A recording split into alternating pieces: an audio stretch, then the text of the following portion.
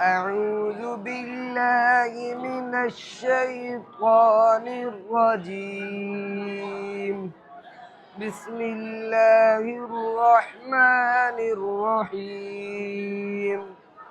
يا أيها الذين آمنوا لا تقولوا راعنا وقولوا انظرنا واسمعوا وللكافرين عذاب أليم.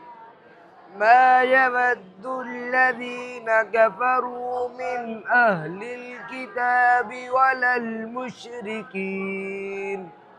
ولا المشركين أن ينزل عليكم من خير من ربكم، والله يختص برحمته من يشاء، والله ذو الفضل العظيم.